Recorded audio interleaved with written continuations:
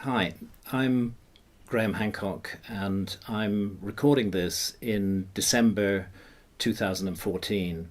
The purpose is to introduce a film of a presentation that I gave in March 2014 concerning the ongoing work on the sequel to my best known book, Fingerprints of the Gods. And the sequel is probably going to be called Magicians of the Gods and probably published in late 2015 or early 2016. I just want to use this opportunity to say a couple of things. First of all, the presentation that I gave in March 2014 that you're going to be watching is very much a presentation of a work in progress. Since I gave that presentation, I've done a further research trip, a very long one, in Indonesia. I've done a research trip in the Lebanon, looking at the incredible megaliths of Baalbek. I've done another research trip in Turkey, going back to Göbekli Tepe, probably the most important archaeological site in the world, and visiting other as yet unexcavated sites of the same antiquity in that region of Turkey. I also did a research trip in Armenia. And all of these trips are not mentioned or discussed at all in the presentation that I gave in March 2014. Another research trip that I did just in September and October, which again is not mentioned in that March 2014 presentation, was a huge journey across North America with the catastrophist researcher, brilliant man, Randall Carlson, who showed me through his eyes the effects of the cataclysmic flooding that hit North America 12,800 or 12,900 years ago after a comet hit the North American ice cap. And again, I'm not presenting that material in the presentation that you're going to be watching. But I think the presentation does respond to the request that many have put my way, that I share more publicly than simply in lectures some of the information that I've been researching, and it will give you at least a glimpse as to the direction in which my new work on Magicians of the Gods is going, and it also recapitulates some of the work that I did in Fingerprints of the Gods. So I hope you enjoy it. Sit down, relax, here we go.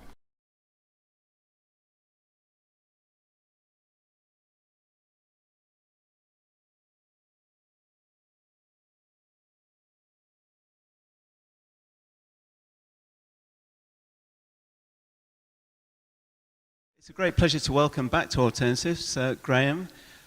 He's been here many times before, and his career started. He was originally a journalist. He was working in Africa, and a trip to Ethiopia took him into another sphere, and his interest in lost civilizations was sparked. So please join me in giving Graham Hancock a very warm welcome.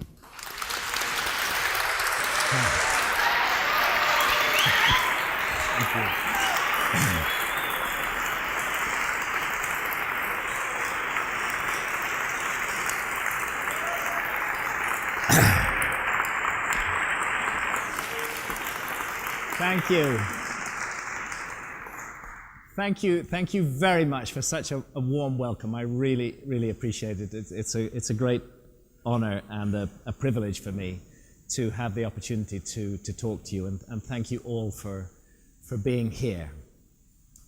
I am going to talk tonight about, I suppose, the subject that has been my main theme for more than 25 years, really, which is the possibility of a lost civilization.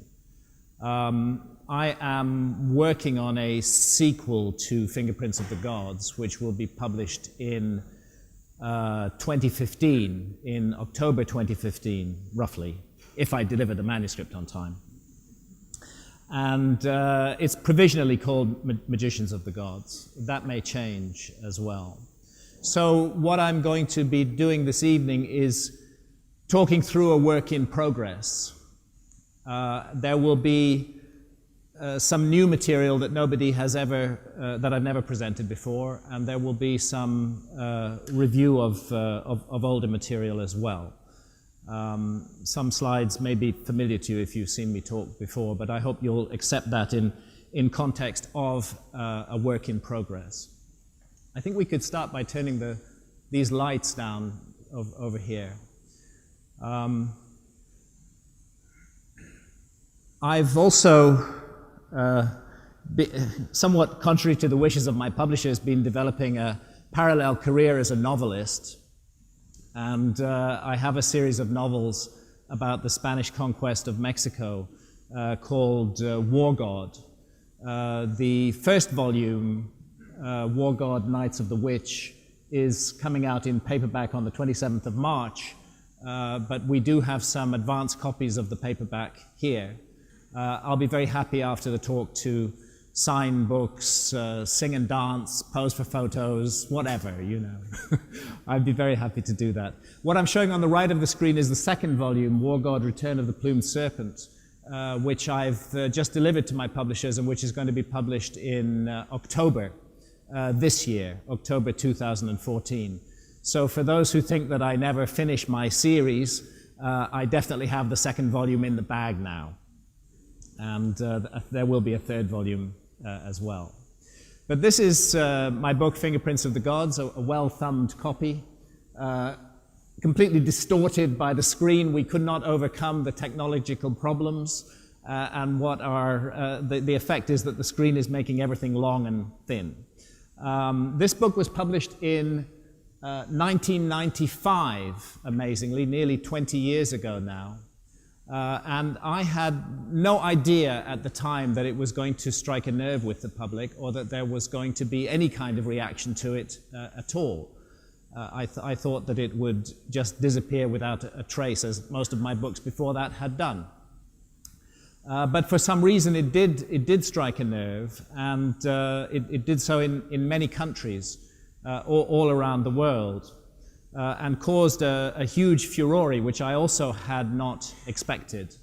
When you criticize the mainstream archaeological view, the picture of our past that we're given by the education system, by archaeologists, and by their friends in the media, the unforgivable sin is to do so successfully.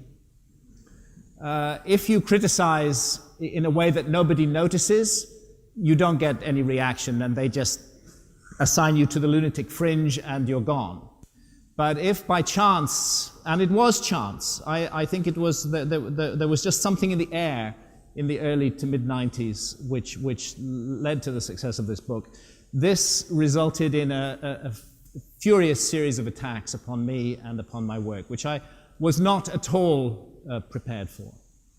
I had to learn how to deal with that, and I also had to learn to accept and welcome that, because that is the way that ideas move forward. You have to be prepared to have ideas criticized and criticized violently if you are opposing the mainstream. Now, the gist of the book was that civilization is older and more mysterious than we thought. And one of the many magazines that attacked me for proposing this hypothesis was New Scientist magazine. So I have to admit a certain warm glow when this headline appeared in New Scientist in October 2013. The true dawn: civilization is older and more mysterious than we thought. This was just October last year. I shall preserve that image throughout the rest of my time on this planet, because it just was a very, very nice moment to see that. And we'll be going into why there is a growing recognition that there's something seriously wrong with the picture of history, as I indeed maintained in Fingerprints of the Gods. So this is the conventional view of our past. Again, I'm sorry it's difficult to see the images clearly, but about 2 million years ago, you get the Lower Paleolithic, the old Stone Age. The first stone tools are created. some evidence of religious beliefs actually a bit earlier than 28,000 years ago. I think you could easily push that back to 70 or 80,000 years ago now. There's the last ice age, the coldest period of the last ice age, but it's really only well after 12,000 years ago that you get into the so-called Neolithic, the stone circles, Stonehenge, Avebury, places like that, and the so-called agricultural revolution. And the first civilizations are thought to have emerged in the 4th millennium BC. We're talking 3,600, 3,300 before Christ, in places like Sumer in Mesopotamia. And ancient Egypt, the first dynasty, the pre-dynastic period, is into the 4th millennium BC, the first dynasty on the cusp of the 4th and 3rd millennia BC. So roughly 5,000 years ago would be the time when civilization is supposed to have begun. And there is, these are images from Sumer in Mesopotamia, the area occupied by modern Iraq, and what we're looking at here are pictures of the city of Ur, known in the Bible as Ur of the Chaldees, which isn't that old. It's about 2,100, 2,200 BC. But there are predecessors to Ur, which go back further, certainly into the 3,300, 3,400, more than 5,000 years in the past. And you can see that this was a pretty advanced civilization at that time, building gigantic structures, mainly with mud brick at the time. Now, the interesting thing is that there is a flood myth from Sumer. It's called the Epic of Gilgamesh, and in fact our story of Noah in the Bible is derived from the Epic of Gilgamesh. There are very clear similarities. The notion that the gods became angered with mankind at some remote time in the past and sent a gigantic flood which virtually destroyed all of mankind, with a few survivors who preserved the seeds of future civilization. And there is also a figure called Oannes, who oddly enough wears a fish on his head. He's called a fish-garbed figure. And he is a civilizing hero who emerged from the waters of the flood and taught civilization again to a devastated mankind. So the myth is saying that before the current epoch of civilization, there was an earlier epoch of civilization which was brought to an end by a cataclysmic flood. If we go to Egypt now, many Egyptologists will tell you that there is no story of Atlantis in Egypt. And they say that's a problem because Plato claims through his antecedent Solon that he got the story of Atlantis from Egypt. They say there's no story of Atlantis in Egypt, and that's true. There is no single Egyptian text that refers to Atlantis as such. But there are the Edfu building texts. These are very interesting texts. This is a Ptolemaic temple, the Temple of Horus at Edfu. It's not that old by Egyptian standards. It was actually built about 400, 300 before Christ in the Ptolemaic period, 2,300 years ago. But they said that they had inherited a document from ancient times. And that document was in such a fragile state, it was so remotely ancient, that it was falling apart. And they needed to preserve the information in that document in a permanent form. So they decided to copy the document onto the walls of this temple, the Temple of Horus at Edfu. And these are called the Edfu building texts. And they indeed do speak of a former age, a time of the gods, a great flood, an island on which an advanced culture thrived, the homeland of the primeval ones. And it tells how it was destroyed in a cataclysmic flood and how the survivors came to Egypt and established the basis of what in due course would become Egyptian civilization. But this isn't set just before the first dynasty. This is set in the time of the gods, Zeb Tepi, the first time, thousands and thousands of years in the past. So Egypt does have a flood myth. Now there's Plato, and he is the earliest surviving source of the story of Atlantis. And Plato said that he got the story of Atlantis from his ancestor Solon, the famous lawmaker, who lived around 600 BC, and that Solon in turn had got the story in Egypt. And that what Solon was told was that Atlantis existed 9,000 years before his time. In other words, 9,600 BC in our calendar. In other words, 11,600 years ago.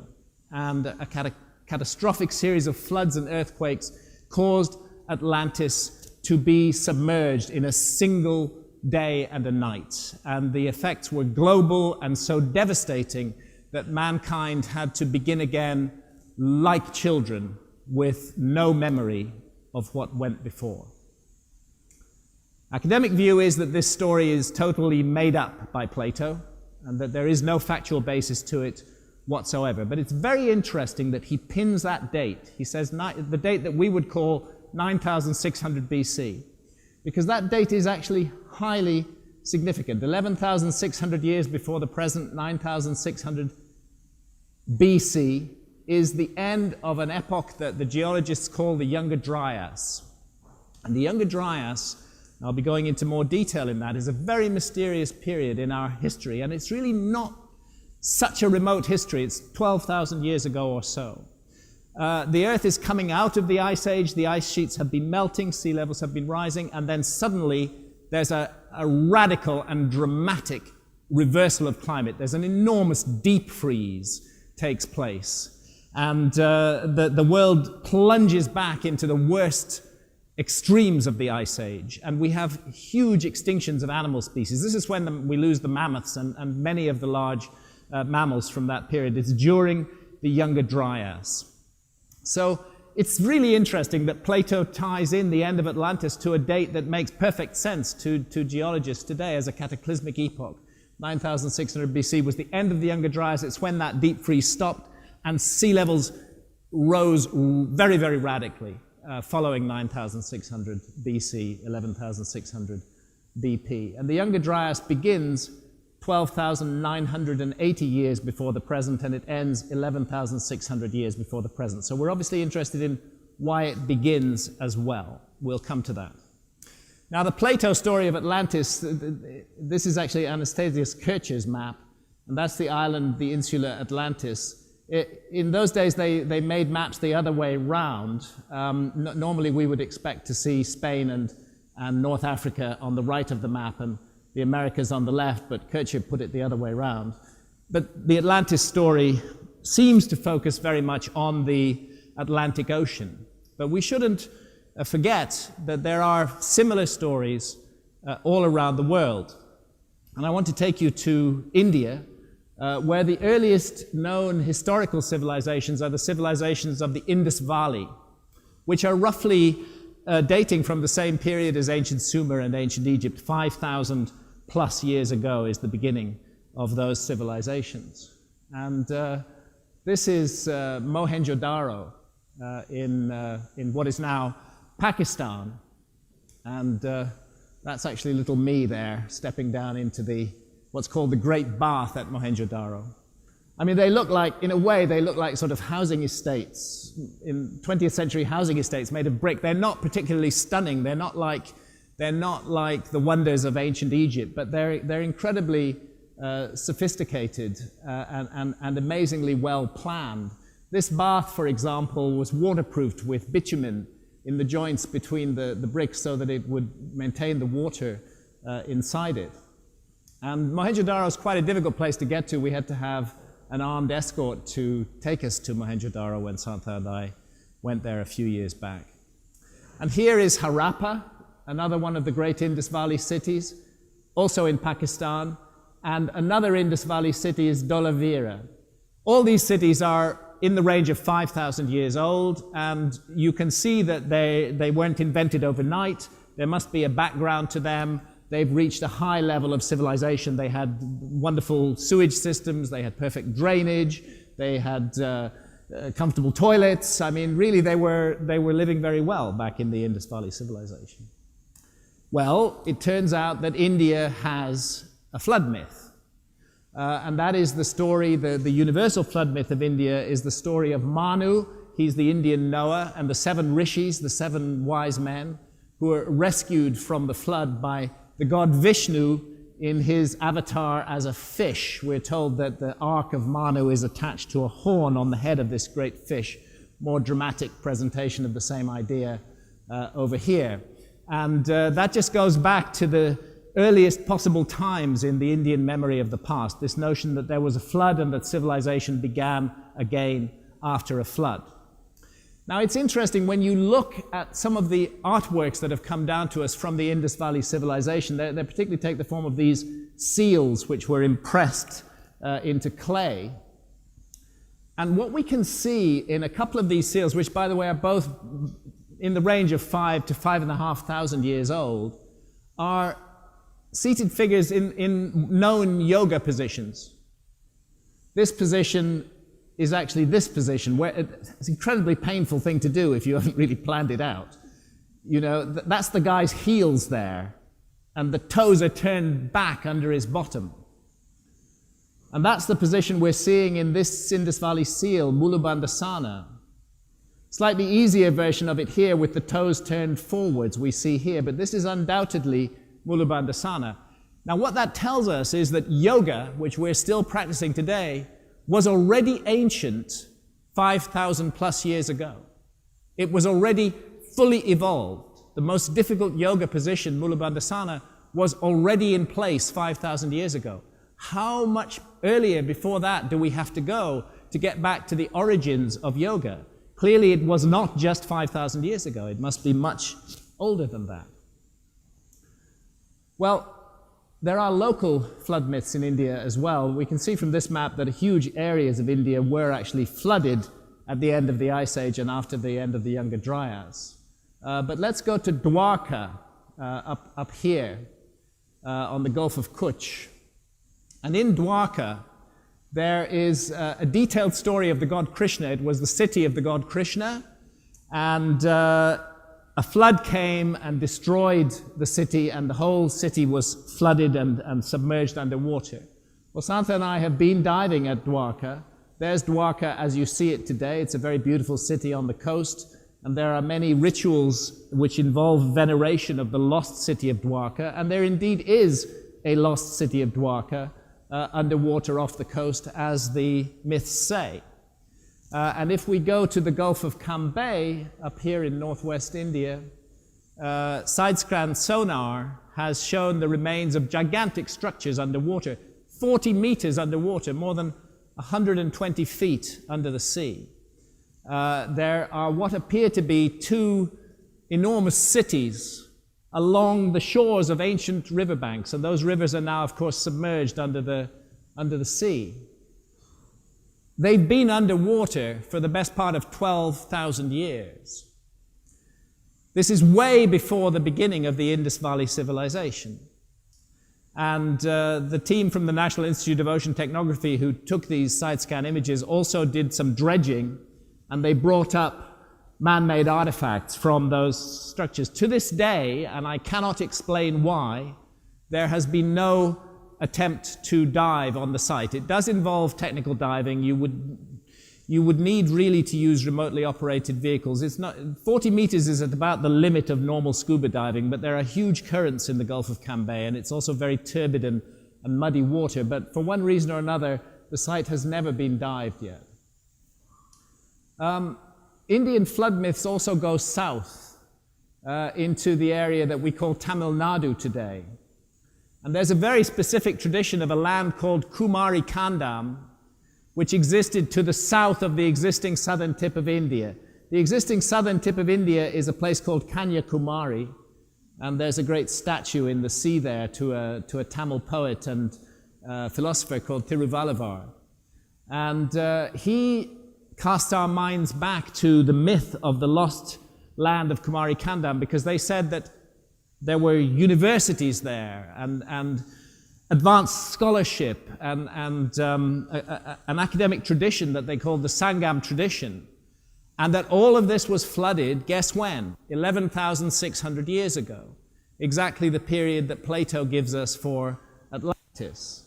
And studies of the Ice Age sea levels show us that large areas of India were above water until about 11,600 years ago. Down here, again, I apologize for the reproduction of the image, but this is actually a pyramid in the island of the Maldives. Most people think of the Maldives as places to go sunbathe, and they're great for that. but they also have large numbers of small pyramids, very ancient, all over the Maldives. Thor Heyerdahl did some of the excavation, and this is a pyramidal structure. That's the rock, the stone blocks that we used to build one of those Maldives pyramids. And again, in South India, there's recently been quite a bit of press about the so-called Bridge of Rama, which shows up on satellite photographs between Ramaswaram and the island of Sri Lanka. Here you can see a causeway that goes from Ramaswaram out to Dhanushkodi, and there are ancient blocks of stone in the water there along the side of that causeway. But I'm interested in this area here, which was submerged somewhat after 12,000 years ago, Pumpahar and Mahabalipuram. And there I have been diving and done quite extensive diving, and there's a gigantic man-made U-shaped structure more than 100 feet underwater off Pumpahar, which has been submerged for more than 12,000 years, with very large regular blocks of stone. And off Mahabalipuram, oddly enough, I spent my childhood here. I grew up in South India, and my first swimming lessons were off this beach. It turns out that the local fishermen, there are amazing rock-hewn temples along the shore there. The local fishermen told us about underwater ruins off the coast, where they would frequently catch their nets and have to send down freedivers to release the nets. And when we asked them if they'd reported this to anybody, they said that they told everybody about it, but that nobody believed them. So we organized an expedition with the Scientific Exploration Society, and we went diving off Mahabalipuram, and lo and behold, the fishermen's stories are true. And these underwater ruins actually continue as much as 5 kilometers off the coast, and they go down to depths in excess of 100 feet underwater, which the geology tells us means they've been there for more than 12,000 years. That's the top of a wall sticking up above the sand, another wall there. I'm putting my diving knife into the gap between two blocks there. Very unmistakably and definitely submerged ruins. And nearby, inland, is a place called Tiruvannamalai, where there's this hill, the red hill called Arunachala. And there's an ancient tradition of the flood there. It says that this is the place where the rishis go to when the great flood comes to end the Yuga, the world age. And the ground near it is not at all touched by the 4 oceans that become agitated at the close of the Yuga.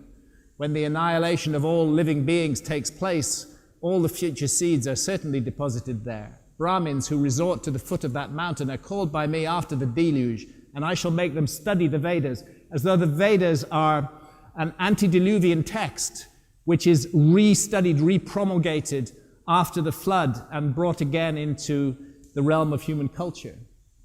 And there's an amazing temple at Tiruvannamalai. One of the great things about India is you're not going to find anything much in India apart from the Indus Valley civilization, which is 5,000 or 6,000 years old as such, because the culture is still alive. It's as though ancient Egypt had continued to live. Yes, they would have continued to build their temples and rebuild them and renovate them and modify them. But that didn't happen in Egypt because Egyptian culture came to an end and everything was frozen at the end of Egyptian civilization. In India, the ancient culture has lived on. And that's why we don't find remotely ancient ruins apart from the Indus Valley civilization in India, because these sites of temples have been temples since time immemorial, but we're seeing the latest incarnation of the temples on those sites. Let's jump over to Indonesia now, which again, as you can see from this image, was a very different looking place during the Ice Age.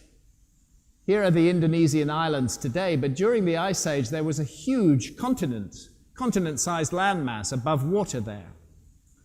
And there's some interesting anomalies in Indonesia. I think anybody who's familiar with Latin America would, taking a look at this temple, which is actually in central Java, called Suku, would say that it's a Mexican step pyramid. It looks incredibly like the pyramid of Kukulkan at Chichen Itza.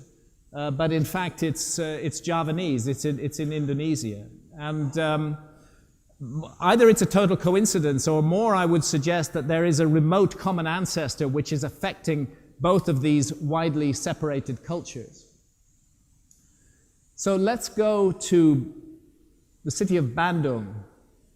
And about 3 hours' drive from the city of Bandung is what I regard presently right now as the most exciting archaeological site in the world. And that is the site called Gunung Padang in West Java, Indonesia, where a very gutsy geologist called Danny Hillman Natawijaja, a PhD from Cornell University, is the senior geologist at Indonesia's Geotechnology Center. And he has done a massive survey of Gunung Padang, and I'm going to go into some of the details of that. And his conclusion is it's older than 9,000 years, and it could be up to 20,000 years. It's a strong case, but not an easy one. We're up against the world's belief. Not only that, but up against vested interests in mainstream archaeology, who, when Danny came out with his results, which are based on carbon dating and very extensive remote sensing surveys, when he came out with his results, they petitioned the government of Indonesia to stop all work on Gunung Padang. No further work should be allowed on Gunung Padang because it cannot possibly be true that it is more than 9,000 years old and perhaps as much as 20,000 years old. This is a distant view of Gunung Padang, and what you're looking at is a man-made pyramid about 100 meters high, 300 plus feet high.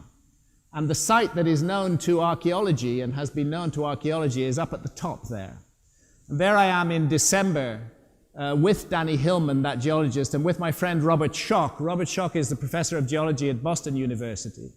I find geologists much more open-minded on the issue of the antiquity of civilization. He's the man who did the work on the redating of the Sphinx back in the 90s, based on the erosion patterns in the body of the Sphinx. And he and I went together to Gunung Padang in December last year. And here Danny is showing us various results of their remote sensing work. And this is what Gunung Padang looks like. This is the bit known to archaeology. Unbelievably, although they tell us that it is about 2,500 years old, the mainstream archaeologists, there's never been any detailed carbon dating there. Just a tiny little bit of carbon dating has been done at a very shallow level. And on the basis of that, they attribute the whole site to 2,500 years ago. But the site is, we now know, much more complicated than that. Now, it's made of this is called columnar basalt. It's a kind of basalt that forms naturally, but it's obviously being used here as a building block on a very large scale with pyramidal mounds. Remember, all of this is at the top of a site that's actually 300 feet deep. And the new findings relate to that deeper site.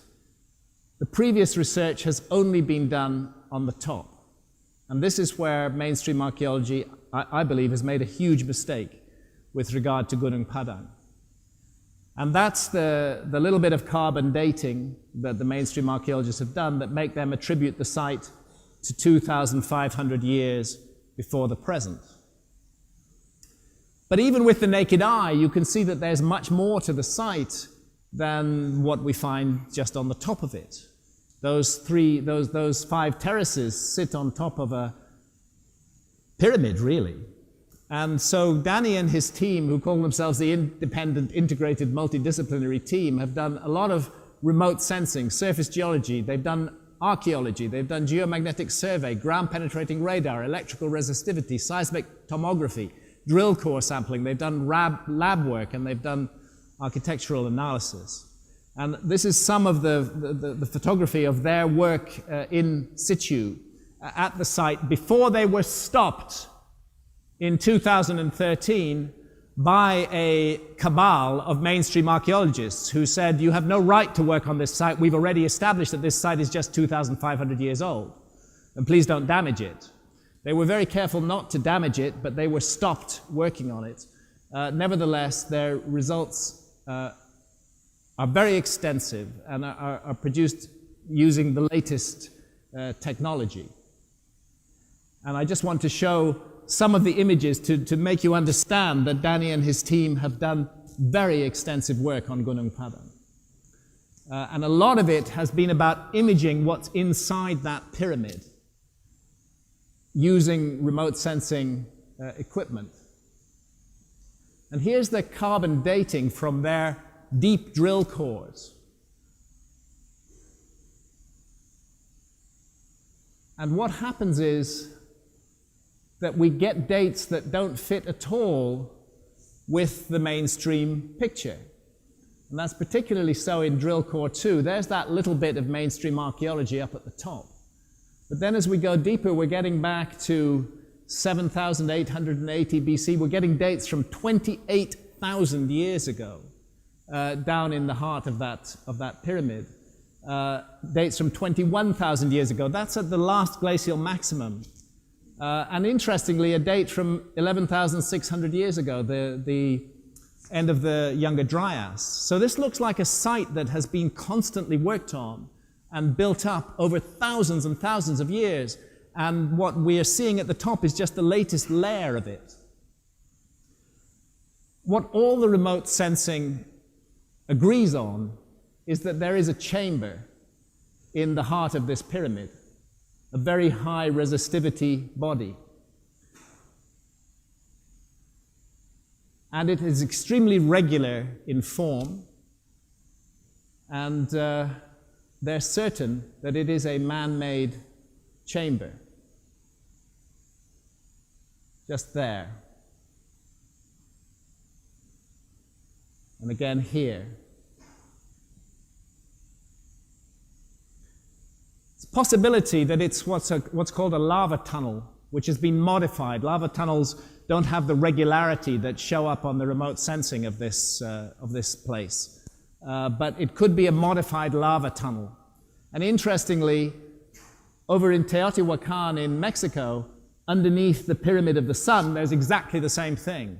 There's a modified lava tunnel leading to a large chamber which has been cut out of the solid lava, and it appears to be the reason why the Pyramid of the Sun was first built. So it looks like we've got something very similar to that in Gunung Padang. And here you can see how you get into it. The entrance would be through there, and there's that chamber in the heart of the monument. So every single remote sensing scan that they've done shows up this large chamber in the heart of Gunung Padang. And it's not the only one. That's the large chamber, but there's two other chambers also show up in the remote sensing. So it would be a very exciting place to do further work on, to take the work that Danny and his team have done and develop it further. Particularly when we consider the Ice Age history of the region. Because these Indonesian islands, as we know them today, were the highland of what was a gigantic Ice Age continent, very well-watered, fertile continent with huge river systems that geology has established, and which would have been an ideal home for a great civilization. And why wouldn't we find evidence of that civilization today? Why? Because the whole area was submerged at the end of the last Ice Age, leaving only the higher areas above water. And lo and behold, on one of those high areas, we find Gunung Padang. And it's not alone. There are many other megalithic sites around Gunung Padang, which I believe are going to have to be reconsidered. It's a very tempting area for anybody with the slightest, remotest curiosity about our past. And it's absurd that for a year and a half work should have been stopped on that site. But Danny is not a man who gives up. And he has taken this to the highest possible level. And just a week ago, he had the President of Indonesia visit the site. That's Danny showing the President of Indonesia some of the remote scans. That's the President there. And the President has agreed that research will resume on the site. So they're now back in action, and that site is going to be the result of a very extensive investigation over the coming 18 months or so. I think it's going to completely rewrite history. Let's look more broadly at this region. Here's Australia, Indonesia, Malaysian Peninsula, Southeast Asia as it is today, and here's how it was during the Ice Age. Australia was much bigger. And let's look at Micronesia. I don't particularly want to draw attention to Yap Island. It was just the map I was able to get on the Google Images. What I want to draw attention to is Ponape, the island of Ponape, because I've been diving there. And weirdly, there's a site made in exactly the same way as Gunung Padang at Ponape, and it's called Nan Madol. And it's made of columnar basalt blocks. And here are some comparisons between Nan Madol and Gunung Padang. Now, Nan Madol is only supposed to be about 1,000 years old. But I think the work at Gunung Padang raises huge question marks over that. And not only the work at Gunung Padang, but also the fact that there's Nan Madol on the left, there's Gunung Padang on the right, but also the fact that the ruins at Nan Madol do continue underwater. Nan Madol is on the edge of the sea, and off in this bay, we find that the ruins continue underwater, and they just keep going down, and they change in character, and you get these huge columns standing up from the seabed. And you get fallen columns like this one at about 120 feet under the sea. And it's just incredibly similar to this huge megalithic column from the island of Tinian, again in that same general area of the Pacific. Tinian is just up there near Saipan. And I think it raises, again, huge questions over the antiquity of of all of these monuments. Let's go back to Indonesia. There is Gunung Padang, 110 meters high, and there's undoubtedly the most famous monument of Indonesia, which is Borobudur. And Borobudur is an amazing Buddhist temple dating from about 800 AD. It's just the most incredible place, and Santa and I spent a week there in December. And in this amazing volcanic landscape, there's Gunung Merapi, the volcano. That's Borobudur, that's the temple of Borobudur, just sticking up out of the dawn mist. There's Borobudur again. Let's go closer. It's not stretching things to say that it is a pyramidal monument built in a series of levels. And just an interesting side point, we do know from historical records that Borobudur took about 90 years to build. It is a tiny fraction of the size of the Great Pyramid of Giza, which is supposed to have been built in just 20 years. I think that raises questions over the whole argument about the Great Pyramid. But what I want to focus on in Borobudur is the possibility that although it was built in a known period of history, 800 AD or so, that it incorporates a much more ancient system of ideas. And it does so in particular in terms of a series of numbers that are expressed in Borobudur. There are 72 stupas around the central dome of Borobudur. These are a few of those stupas. And each one of them contains a Buddha statue. In some cases, those Buddha statues have been exposed by vandalism during the 19th and early 20th century. And in some cases, you can see the Buddha statue still inside the dome. Altogether, there's 504 Buddha statues at Borobudur. 432 are on the square terraces that make up the pyramidal form, and the other 72 are on the circular terraces at the top. 432 plus 72 gives you 504. Please keep those numbers in mind, because I've been banging on about this for a very long time. And I want to make this point again here, that there appears to be a relationship in terms of degrees of longitude between a number of sacred sites around the world. And those sites include Tiruvannamalai in South India, where we were earlier in the talk. They include Ponape in Micronesia. And they also include Angkor in Cambodia. And if we go to Angkor, we find that there are 72 major temples at Angkor. As I often point out, Angkor actually means life to the Horus in the ancient Egyptian language. Again, I'm not disputing that the Angkor temples are built when archaeologists say they were built, in other words, about 1100 AD. But I'm suggesting that they are the latest incarnation of much earlier temples and that they incorporate very ancient ideas. Angkor is aligned to the rising sun at the spring equinox, and you get this beautiful effect at dawn on the spring equinox where the sun sits exactly over the central tower. And as I've been pointing out for years, the temples of Angkor are laid out on the ground in the pattern of a constellation, and that is the constellation of Draco in the northern heavens. And we can use modern astronomical software to establish quite easily that the exact correlation between sky and ground takes place in 10,500 BC, 12,500 years ago. So it's as though the temples of Angkor are commemorating at least a very ancient date.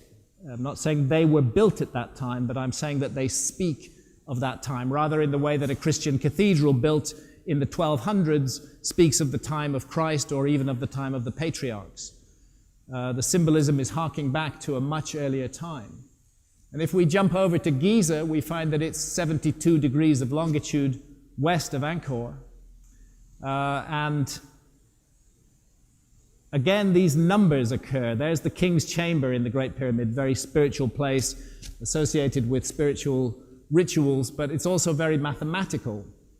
And the number 216, if you put a 0 on the end of that, you get 2160. That's 30 times 72, is derived from the 345 triangle inside the King's Chamber of the Great Pyramid. The Great Pyramid stands on latitude 30 degrees north, 1/3 of the way between the equator and the North Pole, a significant latitude. And the Great Pyramid is aligned to within 3/60ths of a single degree of true north. This is one of the reasons, by the way, why I'm not an enormous fan of the ancient alien hypothesis. I'm sure the universe is full of life. I have no doubt whatsoever that there are inhabited planets elsewhere in the universe, but I don't see a single ancient monument that requires technology at the level that could cross interstellar space to explain it. And there's no doubt that the Great Pyramid of Giza is the single most mysterious ancient monument in the world, but it has inaccuracies. Its side lengths vary by as much as 7 inches. It is 3/60ths of a single degree off true north. That's incredibly accurate work. But I don't think it's work that requires the level of technology that you would need to cross interstellar space. I think it's human work. What I think it speaks of is a lost civilization, rather than of an alien visitation. That's just my personal point of view. I'm not putting the alien hypothesis down. It doesn't do the work for me. It doesn't explain what I see on the ground. And again, those numbers, that the Great Pyramid turns out to be a scale model of the northern hemisphere of the Earth, on a scale of 1 to 43,200. Take the height, multiply by 43,200, you get the polar radius of the Earth. Take the equatorial circumference, take the base perimeter of the Great Pyramid, multiply by the same number, 43,200, and you get the equatorial circumference of the Earth. And these are all numbers based on 72, which we find turning up so frequently at Borobudur. And what they speak of is the precession of the Earth's axis, which unfolds at the rate of 1 degree every 72 years and changes the pole star and changes the stars that rise on the horizon at the equinox.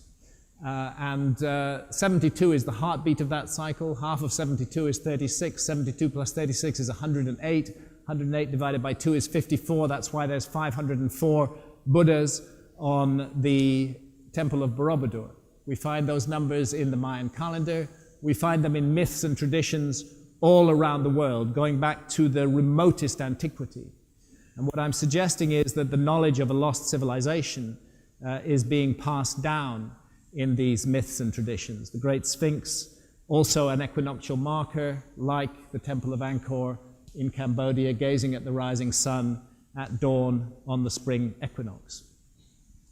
And that's where this mysterious diagram that we have at Giza, where if you take the sky on the spring equinox around 12,500 years ago, you get the constellation exactly at the moment of dawn. You get when the sun breaks the horizon, you get the constellation of Orion lying due south with the three belt stars in the pattern of the three great pyramids, as my friend Robert Bauval long ago pointed out in his book, The Orion Mystery. And you get the constellation of Leo rising in the east, housing the sun and mirrored on the ground by the Great Sphinx. It seems to me that a knowledge of the heavens is being used to speak to a remotely ancient date at Giza, and that's the date that we call between 10,000 and 11,000 BC in our calendar. Same thing is done at the Hoover Dam, just to say that this is not a completely crazy idea. It's done in modern times. There's a huge piece of sculpture at the Hoover Dam which freezes the skies over the Hoover Dam at the moment the dam was completed. And Oscar Hansen, who put that there, said that he believed that in remote ages to come, intelligent people with knowledge of precession would be able to discern the astronomical time of the dam's dedication. In other words, if you want to send a message to the future, you don't want to use a time-limited language which nobody may be able to speak in 10,000 years. You want to use a language which is expressed in universals like mathematics and astronomy that any intelligent culture will be able to decode. And that is the suggestion of what is happening at Giza. Now, the astronomy only says that Giza speaks of the early date, but the geology, and Robert Schoch's work on the Sphinx, says that Giza, at least some aspects of the site, are actually 12,000 plus years old. And I've gone into this many times before, but it's these deep erosion channels in the trench around the Sphinx and on the body of the Sphinx itself that speak of exposure to thousands of years of heavy rainfall. And you have to go back to the end of the Younger Dryas to find that kind of rain, the Neolithic subpluvial that could have weathered the Sphinx in the way that it is that we see it. So there's a suggestion from geology that the Sphinx might be more than 12,000 years old, a suggestion that has been absolutely rejected by mainstream archaeology.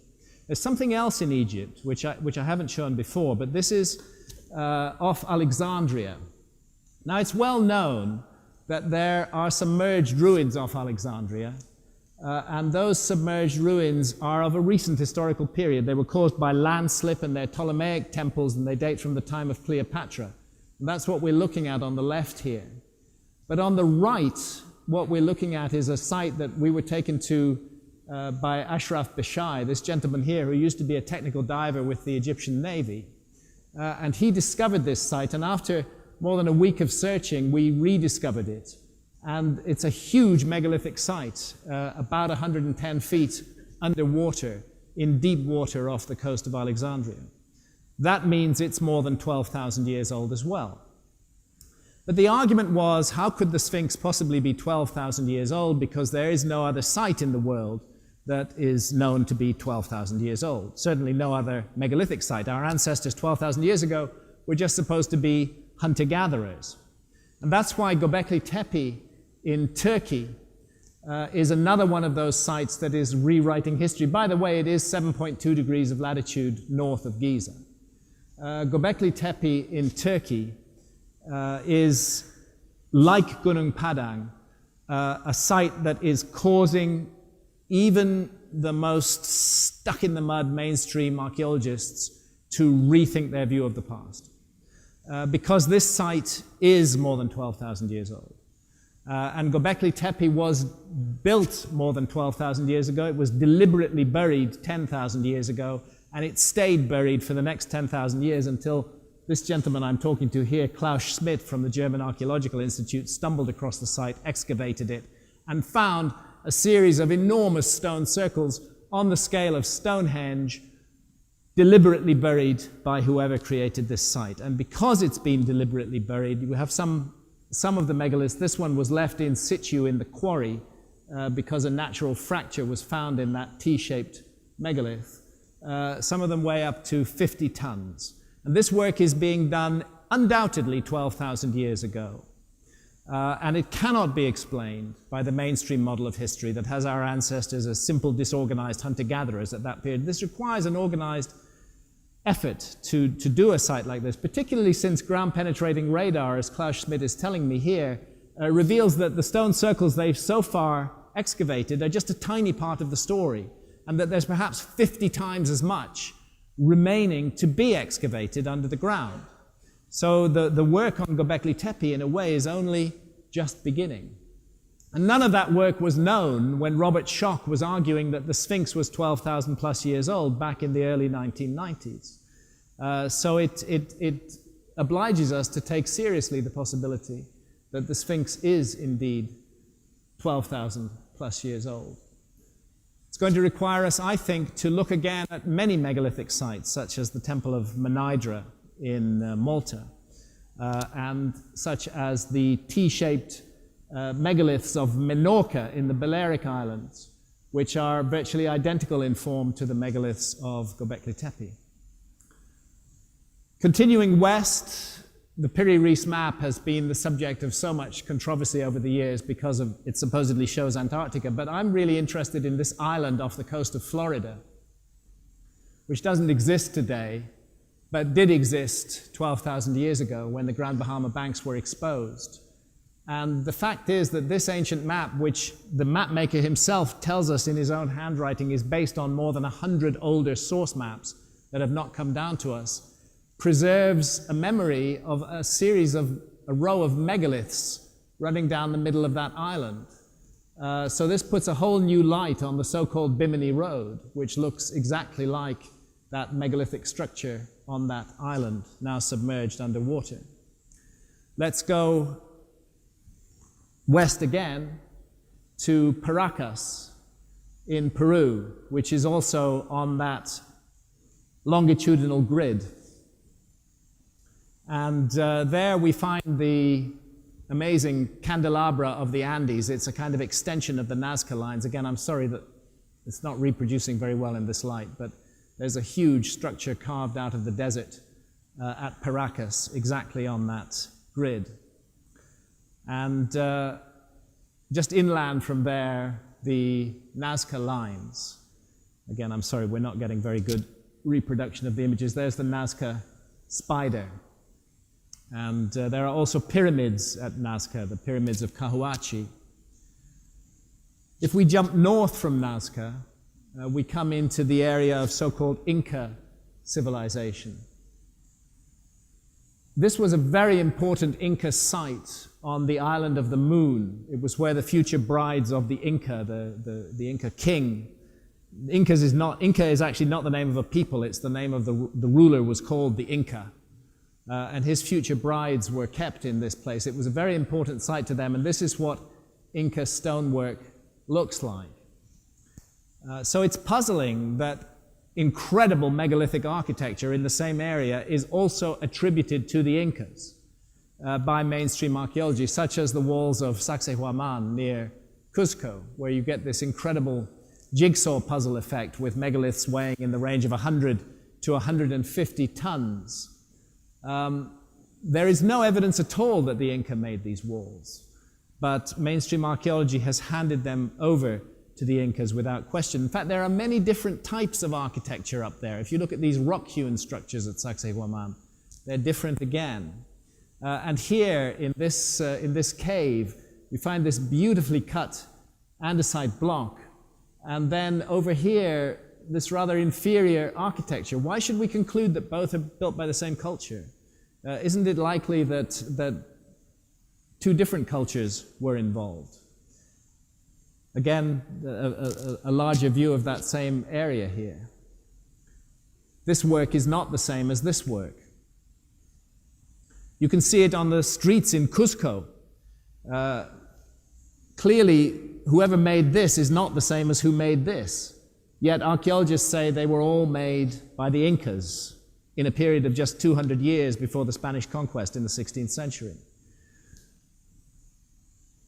And I spent a lot of time with Jesus Gamarra up in Peru looking at these ancient sites. And he has, and his father before him, going back 100 years, have just done incredibly detailed work. And although they're descendants of the Incas themselves, they're absolutely adamant that these structures were not the work of the Incas, and that we're looking at the remnants of a lost civilization up in the Andes, which has been mistakenly attributed to the Incas. Go over to Tiwanaku in Bolivia, and just look at the amazing scale of these just vast blocks of stone, the size of diesel engines, that are of train engines, you know, that are there on the Altiplano, 14,000 feet above sea level.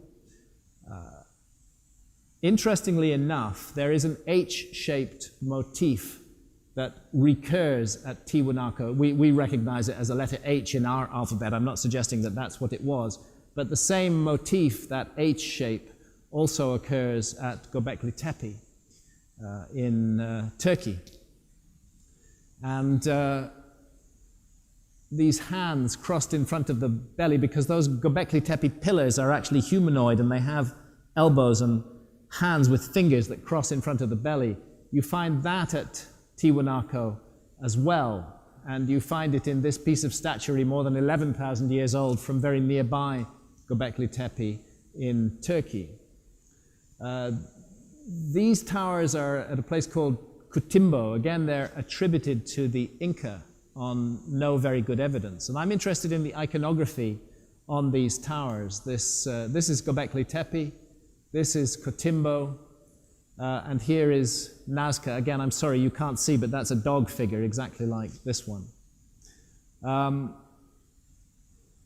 Göbekli Tepe, leonine figure, a leonine figure, and here this figure with the tail curving forward from Kutimbo. This is Kutimbo in the Andes. This is Göbekli Tepe in Turkey. In Kutimbo, we have this salamander. We have the same salamander at Göbekli Tepe. We have serpents in both places, laid out in the same kind of way. Very interesting here in the Temple of the Moon near Cusco, a serpent with a large head. It looks almost more like a kind of newt than a serpent, or even, dare I say, a sperm. Very large-headed serpent with a long tail. That's Peru. But here in Göbekli Tepe, you find exactly the same iconography, this large-headed serpent with the long tail on a pillar from Göbekli Tepe. This is from Peru, this is from Turkey. I'm suggesting that there's a connection between these sites. There's that pillar, and again the crossed hands, and the serpent on the side of a pillar from Tiwanaku in Bolivia. This is Tiwanaku, the two figures on the right. This is Göbekli Tepe on the left. Let's jump over to Easter Island now. And let's reconsider those Easter Island statues. The suggestion is that all the statues date from the period roughly 800 AD to 1400 AD. But if you look at the architecture of the site, you can see that, for example, this wall on which this platform, this ahu, on which these statues stand, actually has an ancient Easter Island head built into its architecture. The suggestion that I would like to make, and that Professor Robert Schoch at Boston University is making, is that Easter Island has been misunderstood, that the statues, the so-called moai, are from a much earlier period, and that they were re-erected by a later culture. This is particularly evident at the Rano Raraku quarry, where there are statues still in situ that were never re-erected. And if we excavate them, as Thor Heyerdahl did in the 1950s, we find that those statues don't just stick a few feet above the ground, but actually go down 30 feet beneath the ground. And what Robert Schoch's recent study at Easter Island has shown is that that is sedimentation. And there's just no way that you get that 30 feet of sedimentation in 700 years. It's thousands and thousands of years of sedimentation. And again, the iconography, those fingers crossed in front of the belly, you find that at Göbekli Tepe, and you find that at Easter Island as well. And of course, the Easter Island figures are bearded. These are bearded men. You can see it quite clearly on some of the statues. And we have bearded men in Tiwanaku associated with the civilizing deity Viracocha, who came in a time of darkness to re-establish civilization after a global cataclysm. Up here on the top of this pillar, I've turned it on its side here, is an image of a species of animal that we can't find in the Andes today. But what it looks very much like is Toxodon. And Toxodon became extinct during the Younger Dryas, between 12,800 and 11,600 years ago. Bearded men also in Mexico were said to have been bringers of civilization, and we find them in the oldest archaeological layers of Mexico. And they don't look like Native American Indians at all. They do look like mysterious strangers in the Americas. And we really don't know. We can say that this is at least 3,500 years old, but it may be much, much older than that.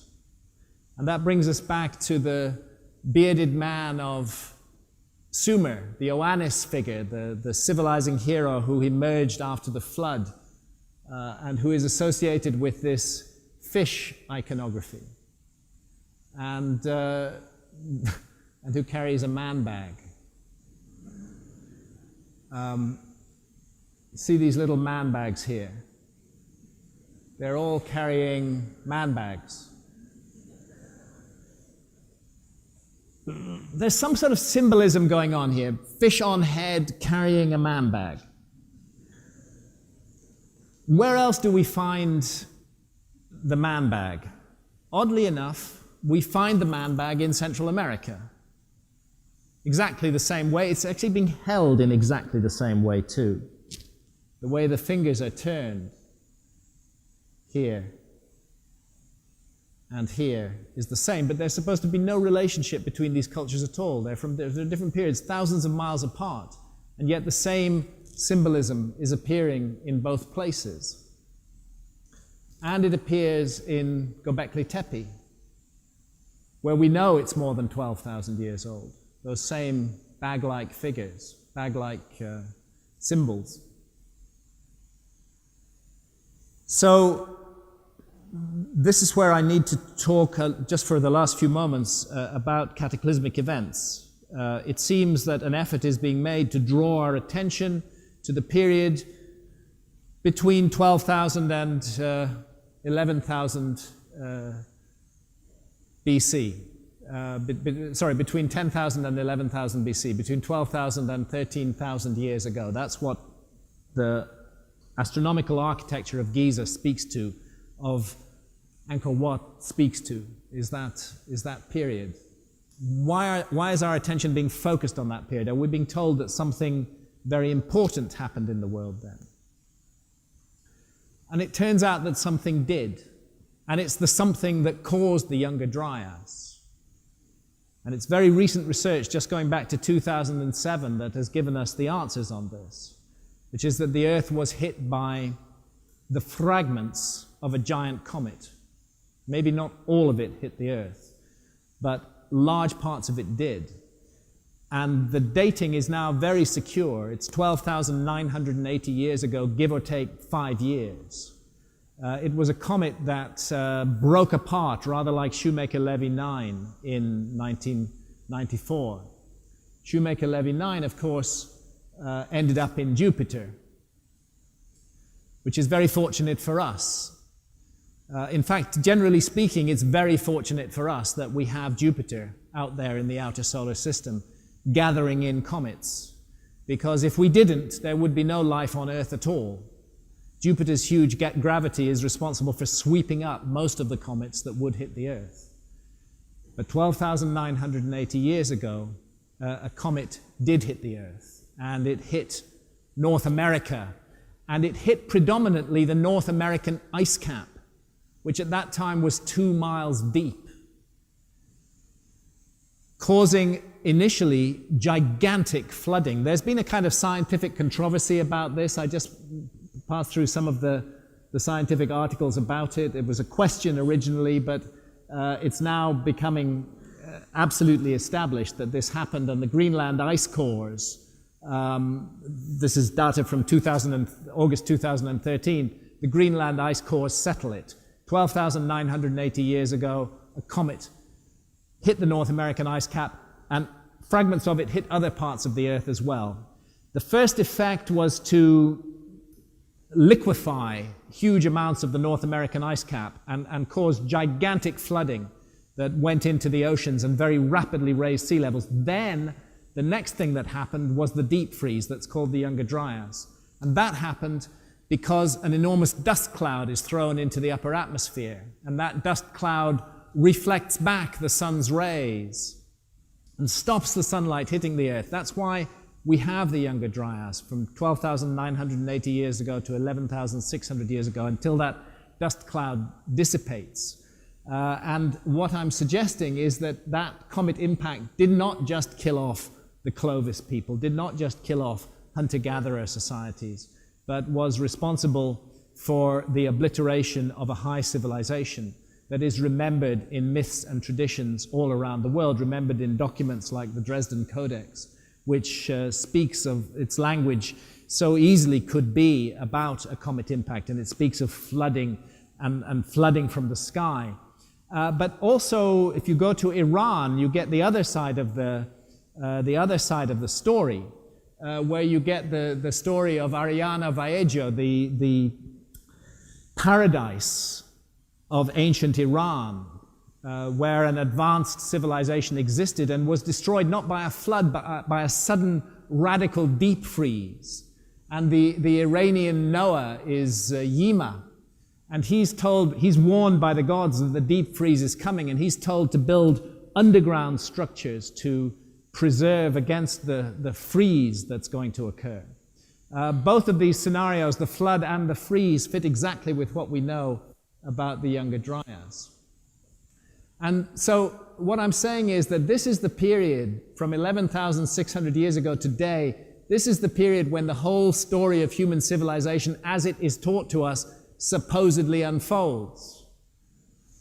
And we have this huge interruption before it called the Younger Dryas and these cataclysmic events at the end of the last ice age. And my suggestion is that the myths are true, and that there was an earlier civilization, and that we are a species with amnesia, and that the destruction was so massive and so global in its extent and so cataclysmic in its form that we did have to begin again like children with no memory of what went before, or perhaps a little memory that was passed down by survivors who established locations all around the world, Giza in Indonesia, in South America, in Turkey. That's what I think Göbekli Tepe is. I think it's a place that was established by the survivors of a lost civilization. That's why the agricultural revolution begins there suddenly overnight, just at the time that those Göbekli Tepe megaliths are being created, just after the cataclysm that caused the Younger Dryas to set in. That's when we get the origins of agriculture. Sudden innovation in agriculture takes place. It looks like it's an innovation that was done by people who already knew how to do agriculture, who were doing it somewhere else, not there in Turkey. So, to close, this is our beautiful planet. This is NASA satellite imagery. And this imagery is normally taken to remind us of the effects of electricity and how it shows the developed areas of the world. See how bright Europe is compared with Africa. How bright North America is compared with South America. But what this image says to me, what it speaks to me about, is the fragility of our civilization. That our civilization, we take it all for granted. That it's here, that it's technological, that it's solved all these problems, that it's just always, always, always going to go on.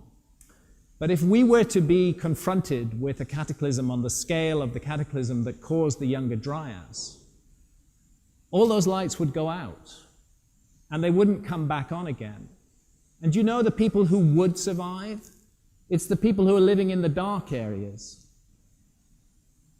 who haven't had to live with technological specialization, who have learnt to fend for themselves and know how to do it. Our Western civilization is incredibly interconnected and integrated and based on specialisms. And none of us know how to do everything anymore. All of us know how to do our little bit. Food into the cities would run out in 3 or 4 days in the event of a cataclysm. Civilization is very fragile. The history of the remote past tells us that civilization is a fragile gift and that it can be taken away at the whim of the gods. And much worse, in our case, our own behavior, our own incredible arrogance and pride and stupidity as a species, not cherishing and nurturing the gift of thousands of years of accumulated civilization, but fighting one another and filled with hatred and envy and competition and greed, the horrendous proliferation of nuclear weapons, the real danger of a nuclear war breaking out, much more likely, I believe, today than it ever was during the Cold War. We could bring it all to an end ourselves. And somehow, for me, the message of the lost civilization is a message to cherish what we have and to realize that it's a fragile gift and that it's up to us if we move forward in a positive direction or if we let it all go. Thank you, ladies and gentlemen. Thank you. Thank you. Thank you.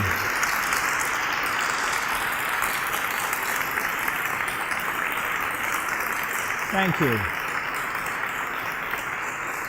I think, thank you. We're running a little bit late, but I think we could take 5 minutes or so for questions if there's a mic around. 5 or 10 minutes for questions. And then I can take questions individually over there where I'll be sitting behind the table. So anybody got any questions? Well, there's an aspect of this talk that I didn't go into tonight, which is that the figures in Tiwanaku. Who asked me that question, by the way? You're up there. The figures in Tiwanaku, those have actually, this is very controversial, but what they're holding in their hands are actually snuff trays. And that form of snuff tray still exists in the Amazon, and it's DMT.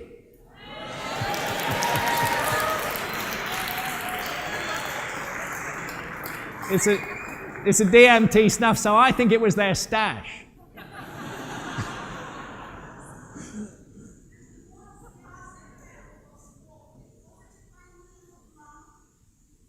Sorry, the question again?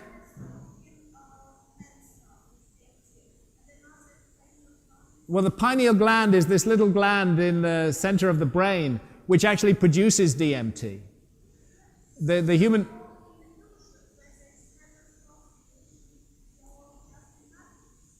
The life is a dream. I agree. It is. But I hope it's a nice dream rather than a nightmare. Would I talk about my latest ayahuasca experience? Well, that's a whole other talk. Actually, the last time I drank ayahuasca was in January 2013. I've had more recent experiences with smoked DMT in the form of changa. Look, I mean, these have been life-changing experiences for me. I've been working with ayahuasca for, well, more than a decade now, since 2003. I suppose I've had in excess of 50 journeys with ayahuasca. Ayahuasca has caused me to rethink just about everything in my life. My relationships with others, how I function as a human being, my addictions, and the nature of reality.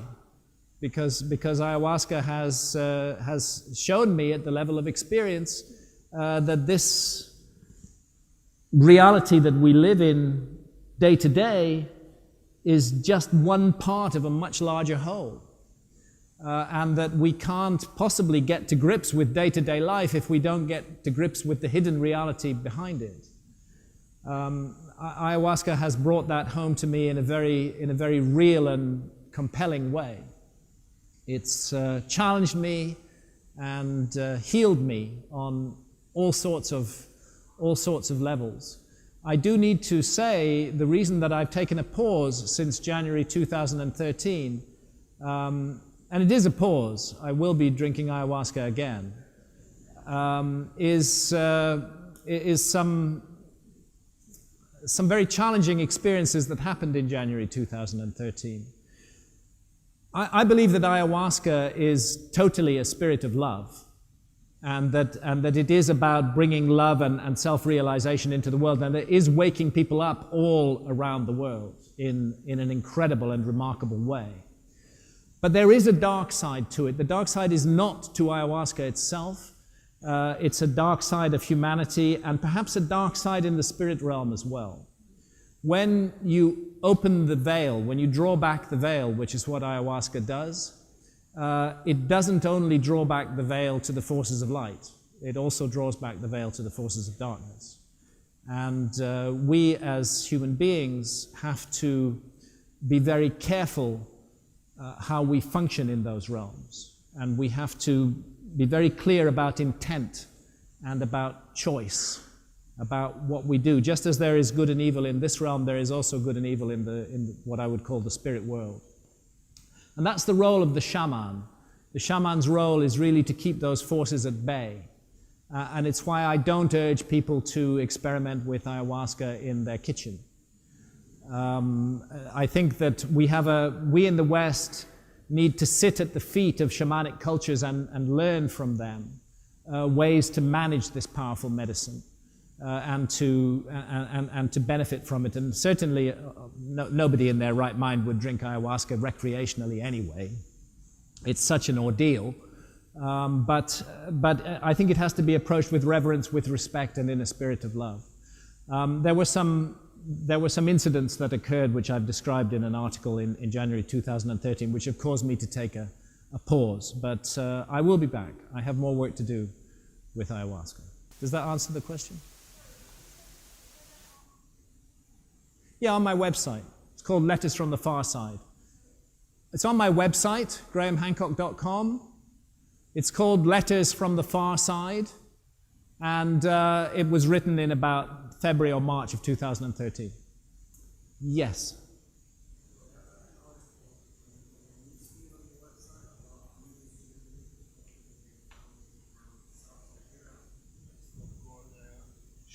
Yeah, I've been hearing about. I don't know. The internet is such a paradox. The internet, because it's, there's so much truth and so much lies as well. People just make stuff up. Sorry, I just asked. I read an article in the news feed on Graham's website about new megalithic structures that they have found in Siberia, in South Siberia, a place called Gornaya Shoria. But it's really hard to find more information about it and say if it's true. They're like 1,300. The Siberian information looks plausible to me. There are they're not ancient, but explorers' illustrations from the mid-19th century, which show those megaliths. I think they're real. On the other hand, the glass pyramids at the bottom of the Bermuda Triangle are total hoax. Yeah, this is the problem. Go and check out Siberia and tell us what it's about. Yeah, I would say Siberia is the place to go. And the other thing that I found really annoying recently is lots of stuff on the internet about a pyramid dating back to the dinosaur age found in Crimea, which is supposed to be the cause of the tensions in Ukraine. I don't believe it. I don't believe it, not for a minute. I think it's all fantasy. Sorry, can I just ask about Bosnia as well? Have you been there, and do you believe that's going there in July? I know Sam Osmanagic quite well, but I reserve my judgment on the Bosnian pyramids until I see them myself, and we're going to make a field trip there in July. Yeah. Yes. Hi. Hi. What are your thoughts on the Egypt situation when the Germans scraped off the thing on the pyramid? I would really like to know your thoughts about the whole situation. My friend Robert Boval has been the person who's been most on top of what's happened with the so-called scraping of the hieroglyph. First of all, those German guys didn't scrape the so-called Khufu hieroglyph at all. They did take some tiny fragments of paint from other hieroglyphs in the upper relieving chamber above the king's chamber. There's actually very little evidence which ties the Great Pyramid to the period of 2500 BC, except for that one hieroglyph, that one inscription in the relieving chambers. And that inscription purports to carry the name of Khufu, the pharaoh who supposedly built the Great Pyramid in 20 years of his reign. The possibility has been considered for a long time that that hieroglyph is a forgery. This idea was explored extensively by Zachariah Sitchin in his books. And Howard Weiss, the British explorer who discovered that inscription, had strong motivations to forge it. He needed a discovery. One of his craftsmen was seen going in and out with paint. There are orthographic problems in the inscription itself, which it seems to mix up 2 or 3 different periods of ancient Egyptian writing. It really does look like a forgery. And it's in plain view. It could have been forged in the 19th century. And I think that's what the Germans were interested in finding out, but they didn't actually sample the hieroglyph itself, which complicates the problem. What I found in the relieving chambers, which I did find convincing, was that if you go and shine a bright light into the gaps between the blocks, you can see that hieroglyphs do actually continue back into the gaps between the blocks. They're very simple, basic hieroglyphs. They look like very old kingdom hieroglyphs, and they do go back into a place where no forger could reach. So I think, in my own view, is that the Great Pyramid, the completion of the Great Pyramid, the work on the King's Chamber, was done during the Pharaonic period, was done during the Old Kingdom. But I think it's possible that it doesn't have to have been done by Khufu. I think it's possible that the hieroglyph is a forgery, that one, but others could not have been forged. Well, the Germans have been. There's a whole series of issues and problems involving Zahi Hawass, who was the once and future king of Giza, the Director General of the Giza Plateau, Minister of Culture, this and that, got into trouble when Mubarak fell because his main sponsor was Susan Mubarak, the wife of President Mubarak. He's Teflon man, Zahi. Nothing sticks to him, and he's looks like he's getting back into power now. And he made a big fuss on the internet about this hieroglyph, about how the Germans had stolen the hieroglyph, and about how Robert Bauval had hired them to do that, which is all complete rubbish. But it may cover up other damage that was done to the hieroglyph at a certain period, perhaps by the Egyptian authorities themselves. It's a very murky, messy, unpleasant story. But if those German guys go back to Egypt, they're going to go to jail. That's how it stands at the moment. Graham, we have to finish there. Okay. It's been an absolutely fantastic talk. Please give Graham a warm welcome. Thank you. Thank you. Thank you. Thank you. Thank you.